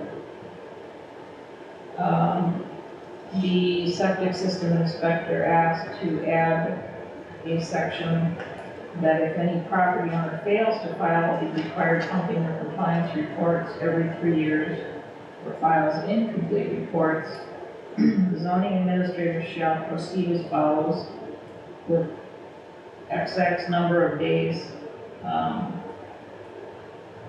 within so many days of the reminder postcard being sent. So in other words, how long do we want to give people after we send the reminder postcard before we have to send them a code enforcement letter with basically a second reminder, and starting that process. Now, having said that, for anyone that's watching, this is a new process that the city council will need to consider and define how this is going to work, and whether they're going to have sort of a trial year where we give leeway to having this done or kind of get people used to the process before we start in on the code enforcement. Does 90 days seem reasonable? So Mr. June, Chair? July, August. Yes, here. So I would recommend, since this is new, that we give it to staff first. Because May 1st, for once, we're putting a date in, what if it's a Saturday or Sunday? Are we actually mailing these things out on May 1st? How are you gonna do this? So you get this postcard sometime after the May 1st deadline is sent out. And then people have to respond to scheduling this and getting it done if they haven't done it. And then you have to track that, and then if they didn't respond, then you have to give them so much time to respond and start sending out letters. I know what difficulty we have right now with the number of complaints we get. If we're sending this out to 1,500 households, or a portion thereof that haven't done this in a period of time, how are we gonna keep up with that? If we say we're gonna do it, we should be able to back it up. So I would recommend that staff look at this first and say what we can do. Make a recommendation. Because we're gonna impose something, you're gonna impose something here as a recommendation to the council, and that's what we got backwards in the past. All of a sudden, the staff's trying to figure out how to do it, we just told them they have to do it instead of saying, this is reasonable. Yeah, I think that's a good idea. The other thing you should think about is that you should be sending them out in probably from December through, Right. 1st of May, because a lot of those covers are well froze or might have dirt over them. And, you know, if you gotta dig it off and it's froze, it's gonna be a project. And that's probably why May 1st was kind of thrown out, right? Yeah. Right. But how's that work? We have ours pumped every 3 years in about sometime probably in September. So you're gonna send me a notice out in May and I pump in September. If you do it regularly, you won't even get a notice. Oh, yeah, we've been doing this regularly. We won't even get a notice, we haven't got a notice, ever got a notice. So if you skip, Nobody's getting a notice right now. Right. Nobody's getting a notice Oh, right well, now. we just automatically do it every 3 years. But I was talking to Lars and he thinks it's ridiculous having to do that every 3 years. You don't think it's necessary, but if you don't have a policy in place, people won't do it. And there are probably people right now that have bumped theirs in years. Mm-hmm. True story. It's a state law, and The law is not 3 years though, is it? Yeah, I think it is. yes. 3 years Yeah. or annual inspection. Right. Right, so, Because they do. So they're saying there were some homes where the septic system was built for a much larger family. And the people that were doing this every 3 years kept freezing up in the wintertime because there were only 2 people in a 6-bedroom home. And finally somebody said, quit pumping your system, go with the inspection, because you're draining this and you have no heat coming in your system, that's why you keep freezing up. Well, mine, when we first put mine, first year mine froze up. Leo did it down here, but he forgot to put insulation on top of the pipes that go in one of our driveways and stuff. So I had to dig everything up, put down 4 inches of insulation. I have no problem with it freezing up now. that's good. Yeah, so the people that are pumping regularly are likely not even gonna get a notice. But, yeah, as we start this, we may want to just send a third of the household letters to start and, yeah, define in detail what our plan is for managing this. And there will likely have to be some sort of electronic, system to keep track of all this. So I guess I'll ask the administrator, is there an idea of a process that, I mean, is that something that needs to be investigated a little bit on what, is there something that can automate that? Is there a paper system? So there's no system in place that I'm aware of right now. There'd have to be something that would be created. And I think it's gonna be front end heavy if we haven't been sending these out in a while. I'm not gonna say it'd be paper, but it would be some sort of a electronic mechanism where we can keep track of, Right. or how many were sent out, how many did we get back, and then, you're certainly gonna have to have some sort of documentation before you start. Do we know how the permits are recorded now? For When septic people are company? getting them pumped? Because you gotta get a Yes, we permit do. now. Yeah, Yeah, we do have okay, the permits on. We okay, scan them into the property files right now, okay. but they're not recorded map, It's not on a spreadsheet or Yeah, sort of it database or anything. The concern is compliance record, we start right down to, we sent out the postcards on the 1st of May, have to determine when to remind the postcards that there's another activity for staff. Then we initiate administrative enforcement, and so we're tracking every 30 days and finding people every 2 weeks. It Right. might be a challenge for some of these, like Harold said, some of these might not even know where their tank is. Right. They don't have the risers from way back when they were flush with the ground. But I'm looking at these citations every 14 days. 30-day notices, 1, 2, citations every 14 days, 2 or 3. And then sending out the building official to, I'm just saying that I want to make sure that if we're doing what we're setting up to do here can be done. Because of what we suddenly become, Probably should be, finding people every 14 days is not, you not an probably should, assessment hearing I want to take part in. but you should probably set it up over 6 months so that you don't overload your pumpers either. So if you just set up so many each month, not only that, the person doing it wouldn't be bogged down just with that particular item one part of the year. It'd be a lot easier for the office to manage it if they had divide up our total amount of homes, our 1,500 roughly, and divide that probably by about 5 months, because you probably wouldn't want to send any too money after about October, because if you have a little trouble getting that guy interested in it, well, you got a month or so give on that end. You got to think about that too. So if we assume, if we assume Harold or Dale is the exception, and people will only do it when they get a postcard, I mean, I think we assume. There's a lot of people that pump them on a regular basis, Okay, but there's a lot of them that don't pump them. right. So, and that's a figure that probably we'll be able to track a little bit better now if you start sending out your notices. Yeah, I'm just thinking, are we signing up for sending out 1,400, well, it'd be 500 every year probably for a while, once you get on the cadence, but it almost seems like people are gonna get used to almost like getting your tabs for your car where I'm not gonna get pumped till I get a letter.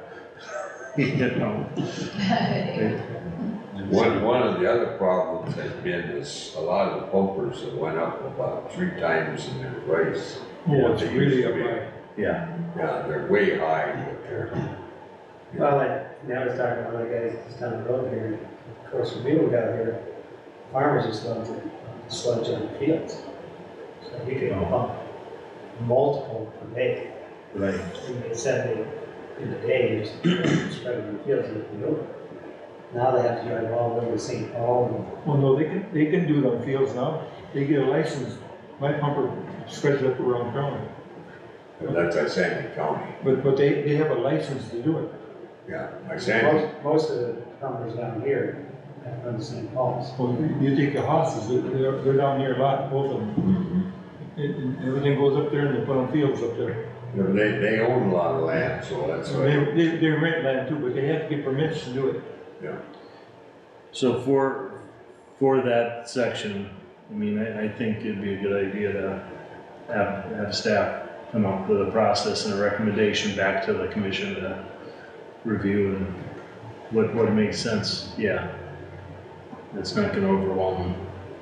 Well, we did talk about getting the base data in there and determining, how many people are in compliance and how many aren't. And then you know, there are free programs out there we can use. And there's also the possibility of using a building permit program that we use. The only reason that the compliance section here on page 9 is set up the way it is because I mirrored the current enforcement process that we have Sure. to be consistent. It might be the easiest, but, you know, the reminder postcard is the reminder. We don't need to send 2 reminders, you know. We give them 60 to 90 days to do it, and then, you know, I guess, we can move to the next step. But I don't think it's a situation where we're gonna wanna keep sending citation after citation after citation. Right. There has to be an end to, you know, the compliance, like in number 5, you either, you know, have it done, you send somebody out and bill them for it, or whatever, I mean, but if, I just think it makes sense to have staff do that, because they're gonna get calls. yeah, And I know how the compliance system's working right now. Since every city has to do this, you think there are some other cities you can check what they do? yeah. I had a hard time finding that. I did do some searching. It's a state law, so. Well, some counties handle it, other counties does not. The problem is most cities aren't on septic. Right, that's what I found, is anything that had any kind of, Near rural cities. yeah, and most of them didn't even address it. So I had a hard time finding cities in our size that had addressed it in their code. Yeah, I spoke in depth to the city of Columbus, and they just recently started this process. And that gal over there was very, very helpful, and I think that would be a good resource for us, because they're of a similar size, and they also have a lot of septic systems. Do they have electronic system? And, pardon me? Do they have electronic system for? Yes, they started, the process to. If everything's in the system, you probably can sort them by the most date ones and send those in the first. Exactly, right. Yeah, And the other ones might disappear before you get to them. They're just, they happen to be a little bit late that year. But right. going, sending out notices, some of that's only a month over.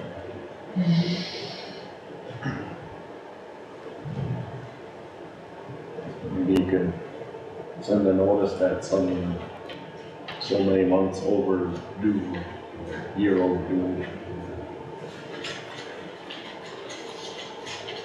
Reduce the load on the Take the worst cases Staff. first, is that kind of what you're thinking? reduce the load on the staff. And Yeah, sending them out all at once would not be wise until we're getting them.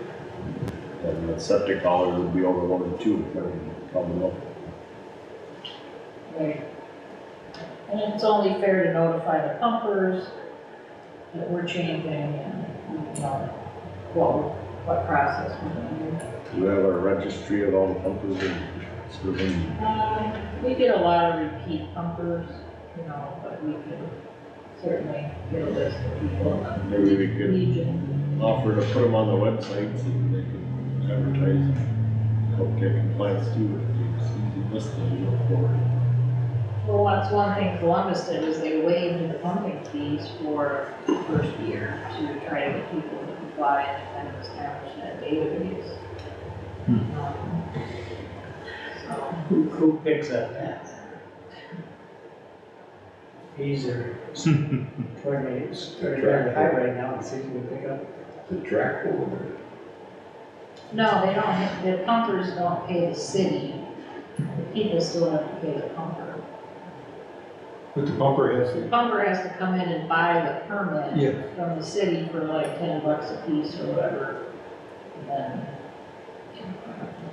The pumper saved $10. maybe they pass it to the owner, I don't know. but I think Harold's got a point there. You're gonna, if you send it out in May and you say you got 30 days or 60 days, bumpers aren't gonna be able to handle all that No, you can't have too You many can't at have it. once, although we do have quite a few that right around here.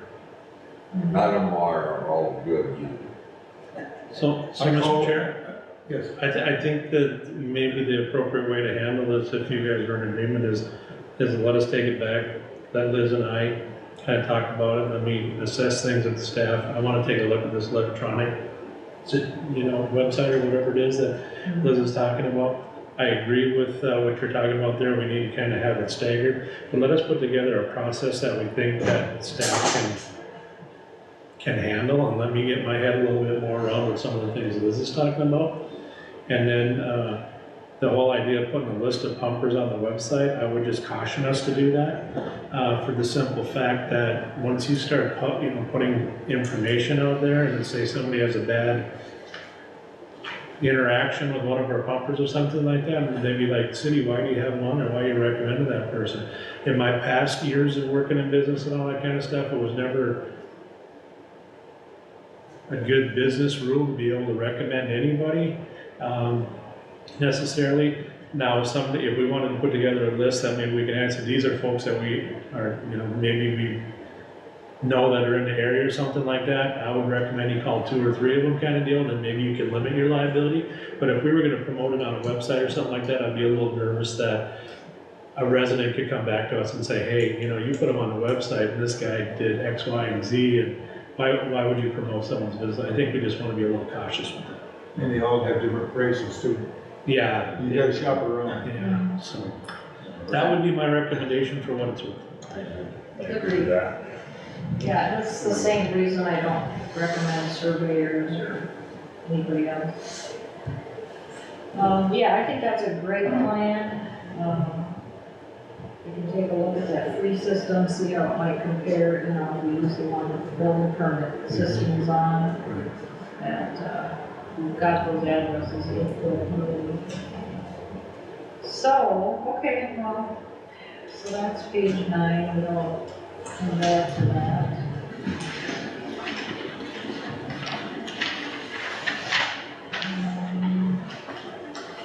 Just a reference change on page 10 relative to the system repair or replacement. If you could move ahead to page 12, there's a discussion here about we currently do not have a wetland setback from the edge of the wetland to a septic tank or treatment area. The inspector recommended 50 feet. I personally think that's too extreme unless it's a DNR protected, higher quality wetland. I think with all the small wetlands kind of in and around all these lots, it's going to be a challenge. I have seen or known about several systems that were basically right up to the wetland edge. A setback like 10 or 20 feet is more reasonable, I think, than a 50-foot setback. And as long as,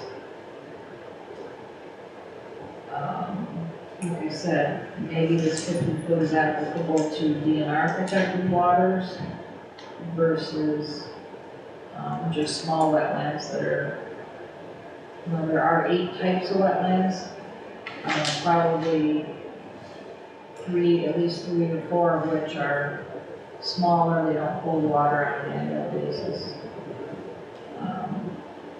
Could we put 10 feet and then unless otherwise regulated by DNR rules? Yeah, I think somewhere between 10 and 20 feet for your typical wetland, and maybe 50 feet for the DNR protected water. To be honest with you, the reason that they have those large setbacks is that we have a hard pan layer down below the soil.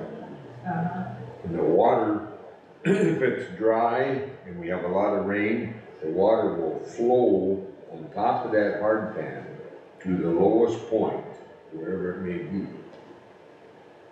And it's a challenge at some point, because you could have 50 foot on one and the next one you might get by with 20 feet. Depending on what's below up there, see, and you don't know that, what's around that. And that's where that comes in. Now I have a lake across the road from me, and we call it Smith Lake because we had different problems over the years. But that will fill up, and then later on, it will drain down on the top of that hard pan, and it'll flood right behind my barn in there. The water will come out of there just vicious till it gets that soaked up. When it gets soaked up, it goes right through it. But it takes quite, if you've had a real dry fall, the next spring, the water won't go down for quite a while. So it's, now then, it's kind of a case of its own, you know, it's totally different because that's why you go into Ramsey, there is no hard pan. It's just all sand. You can go down 40 feet and you'll still dig sand. So it's kind of a really a catch-all thing on how you handle that and do it properly. Mr. Chair, Yes. so that's part of the reason why just about every system in Nowlet is a mound system, because you're creating that separation. You're bringing in the sand for the effluent to filter down through that before it gets back down to the native soil. So the higher the mound, the less, quality soil is basically underneath. Yeah, but your mound does the same thing, the water drains down through the mound. Right, but see, it filters through there. The whole premise is that by the time it gets to the native soil, it's filtered through there and it's, clean, if you want to call it that. The theory was, Liz, was evaporation. Realistically, that's why the water is so close to the top of that. That we're going to try to evaporate as much of that as we can out of there, and it will spread out from where them pipes go. And that's how that works. Right. So it doesn't soak into, they don't want it soaking into the ground. They want to evaporate it as much as they can out of that. And whether it always works, I'm not sure of that. But that's the theory. And which is why they require a certain type of sand, and they're very picky about the color. Yep. Yeah, everybody's got their sand pile back there, and a gopher's love it. Isn't that the truth? Oh. Okay, well, so is 50 feet okay for the higher quality wetlands, DNR type protection, and then you want to go 10? Or, 10 is. No, is that considered one that will hold water most of the year, or just none of the year? Yes, DNR are predominantly, permanent pools. Could 50 feet make it impossible to place some septic system?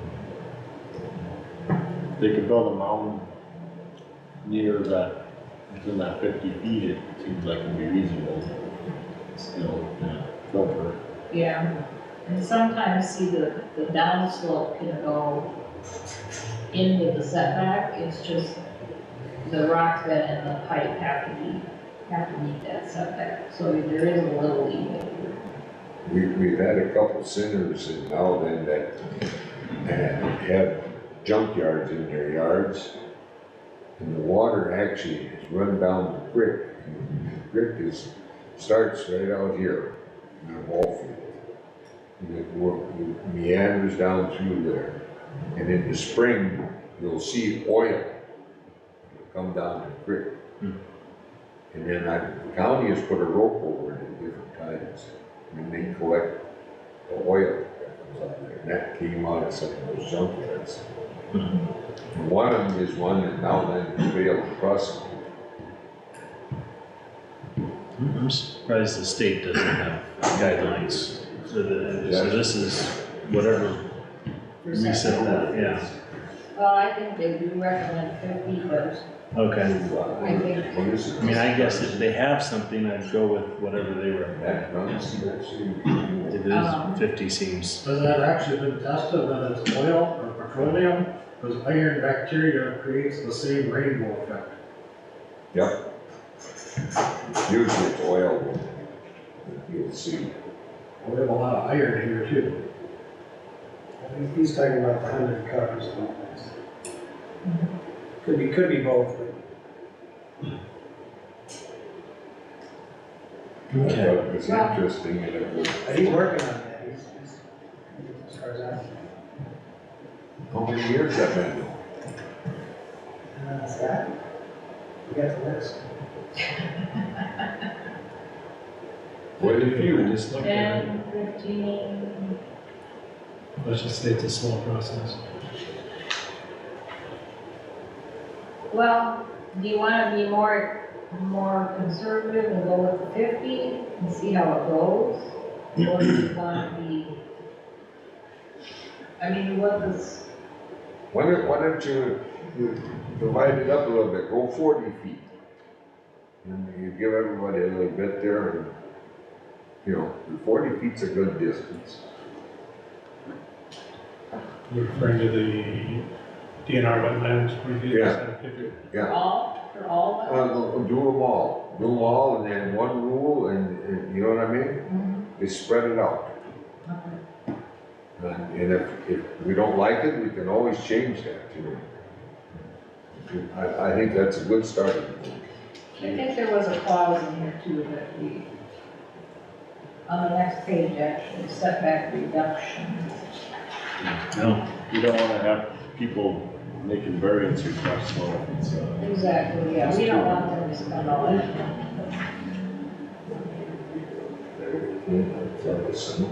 Where conditions prevent the construction, alteration, or repair of an individual system.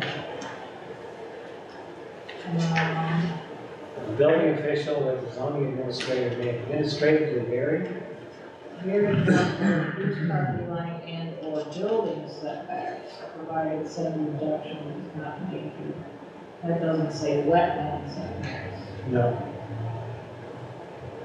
should we add wetlands to that? Jim?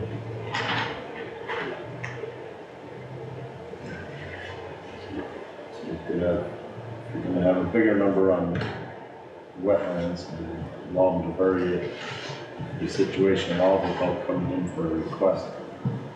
I mean, they can put a, system 10 feet from a lot line.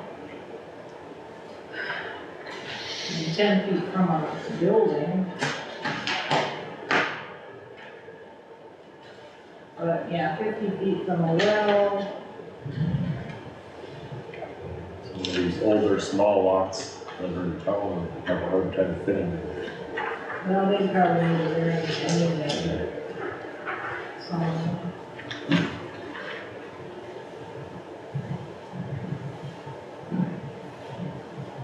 Let me get a little more information on that here from Chris and talk to him about it. Just on that, right above that, Uh, the experimental systems, in inspect, there's no such thing as an experimental alternative system. mhm. What is property on 47 and 22 now?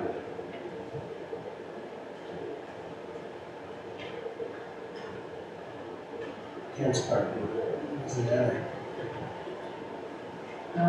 That's what we did. I don't know what we did over there, honestly.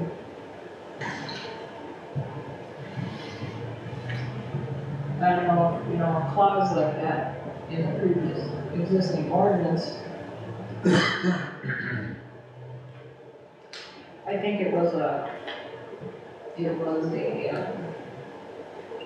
that's the modeling issue, I don't know. And it was relative to the land use argument there too.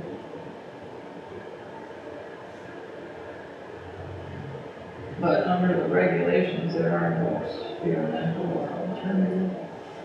But the clause said they shall not be allowed unless the city council agrees. Yeah, I'd prefer just not having it, yeah. Yeah, it's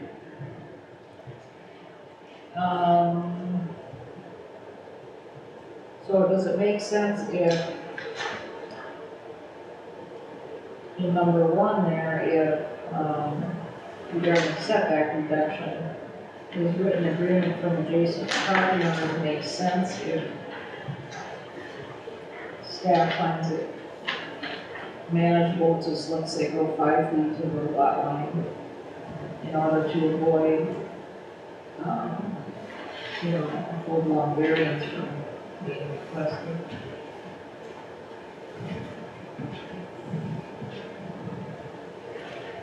So you're saying in number one there that the written agreement, you would go to 5 feet, but not 0.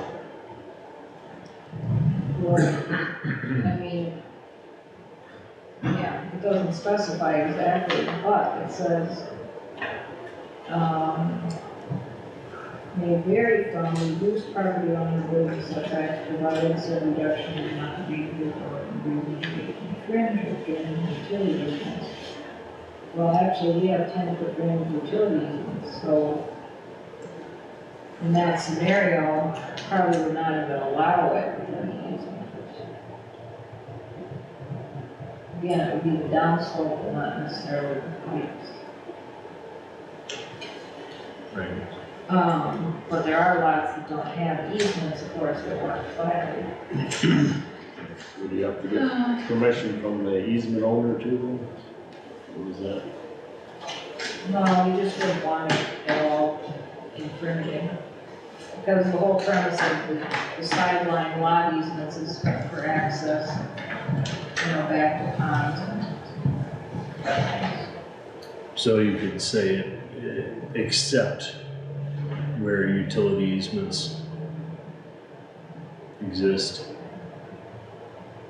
So you do it for lot lines, building setbacks, except for where utility easements or other easements exist.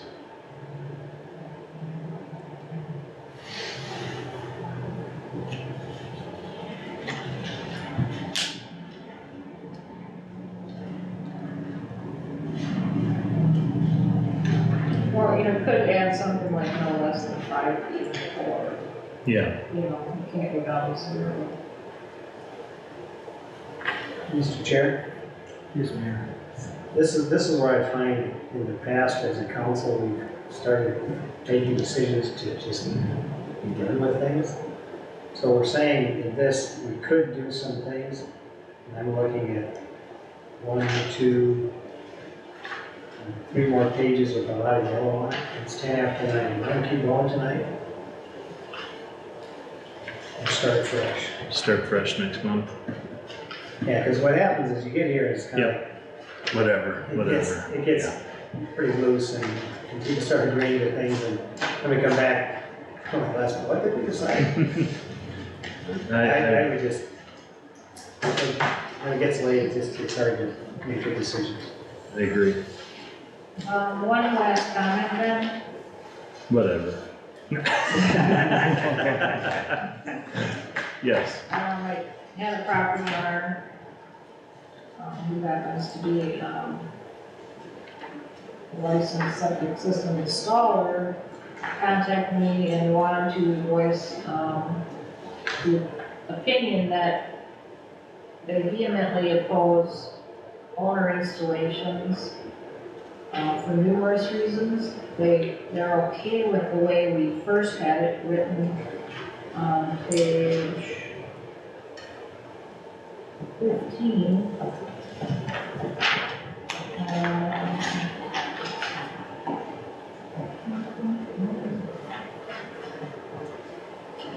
We initially had it in here that, we limited homeowner installation to type 1 gravity trench systems. And then at the last meeting, some of the commissioners felt strongly that the homeowner should be allowed to construct any type of system, including pressurized, mound or otherwise. So I went back to that to Chris, the inspector, absolutely opposed to that and said that it should just all be removed then if that, he felt that if that was the opinion. The homeowners do not have training, they don't have the tools, possibly the laser, anything else, related to, Harold's done it. system. So, well, you That's in know, 30 years, so. well, but many times farmers are actually exempt, they, you know, so it's not even really I mean, I'm a joke. a staunch DIYer, but I agree, I don't think I would want, even if they passed all the inspections and everything, I'm kind of a, this is one of those things you hire a professional. Yeah. Yeah. But if the inspector's inspecting it, he probably comes out there and checks you for whatever it is, and a lot of times, people do a better job than the installer. Well, that's why I do a lot of things myself, but yeah. And it does say, you know, that's why I say, and the licensed designer, installer, inspector provides oversight during installation. So there are caveats, and that's. Yeah. We're covered by. Let's take a look, because that's all yellow on that page. Yeah. Anyway, I just wanted you to think about that and maybe look out there yourself if you're interested. Because it can be controversial, but it can also, if done wrong, cause you nothing but headaches in the future for the future owner, right? I mean, I guess, and like the inspector said, he's an inspector, he's not an installer. So he's not necessarily gonna see every little thing, you know, he's part of it, but without a laser or without, you know, the knowledge, you know, why do we have in-depth annual classes that these people have to take if Joe Blow can just do it himself? But isn't that what the mayor's saying, the next few pages cover that? And we haven't gone through it all yet. Yeah. Right. Are you open to some more opinions since you took that person's opinion? Yeah, sure. Yeah. Is that okay, Dale? Yes. So we'll finish that next meeting. Right. Go ahead. Brandon Hebert, 9157 Bruce Parkway again. Speak up so all can hear you. Right, yeah. So, how did we get on this path of revising this ordinance? State law, What triggered it for you guys to do that? state law consistency. That's, okay, but that state law has been around for many years. Well, right, but I think partially our new inspector noticed the deficiencies and,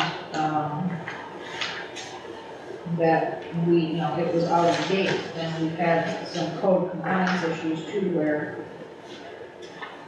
we need to have the ability to go inspect if we have a complaint about a, you know, failing system or something, we need to be able to do that properly. So, I just sold a property today in St. Louis County, and St. Louis County has one of the stringent septic rules in the state. And the property I sold went for 60 years without pumping. A properly working system does not need to be pumped. I did have to pump it because I was selling it, and I did have to install a new system after the pumping. And I did work with a licensed contractor to install myself. He had the lasers, he had the knowledge. The St. Louis County came in and inspected at their intervals. Another aspect that you guys haven't covered, and it doesn't seem to be in the state law either. Some of the septic professionals are stating what the mayor stated. If you're underutilizing your system, you shouldn't be pumping it every few years. So my property here, and now then, the last time I had it pumped, that septic professional said, please don't call me until 6 years from now. Because 3 years is too soon you're underutilizing your system. Just because of the square footage, what the design was originally designed for, and how many current people live there. So, yeah, I mean, and that's where we now have the option to just have it inspected and measured. Yeah. But that's only good for a 1 year. 1 year. Yeah, and that's almost nothing. Almost. Yeah, Then getting into the compliance and chasing the compliance, St. Louis County has no compliance or chasing compliance, like I said, 60 years, no pumping. The system was working. mm-hmm. There's also places up there that don't have building officials. Look, check into St. Louis County's rules and regulations. They are pretty stringent. Well, they can't possibly be if they let it go that long. My knowledge, the most stringent is Washington. Anyway, well, thanks for your input. Thank you. Do you have anything else, Liz? No, thank you. Okay, we'll continue this next week, the next month we have time, Yes. okay? Somebody'd like to make a motion? Just a minute, Oh. Mr. Chair, sorry. Hold on. Go ahead. This is not part of the zoning ordinance, so it doesn't require a public hearing. Do you have interest in advertising for a public hearing so that you can gain other comments? You mean for the For the septic? septic ordinance, yeah. What do you think, Mayor? I think you probably want to get through it first. You wanna wait? And then I think it does make sense, because it's gonna affect everybody. I mean, it's one of those things where when you're impacting a large number of people, it's better to give them a chance to weigh in firsthand before they start getting citations and what happened. I think to Randy's point, what initiated this, so we can explain that to residents at public hearing rather than a citation. It makes sense, but I think we should finish the commission's questions first before we start adding others. Sure.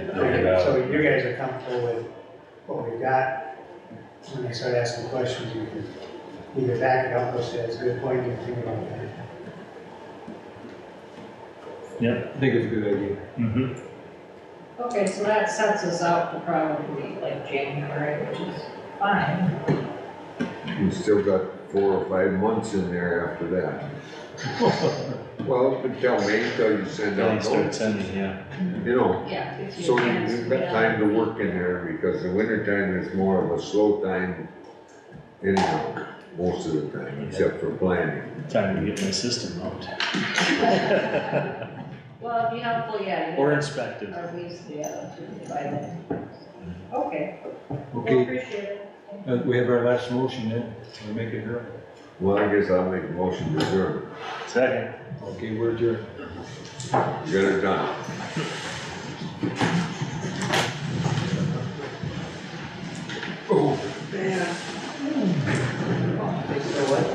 Well, this is the fastest way for you guys to make it.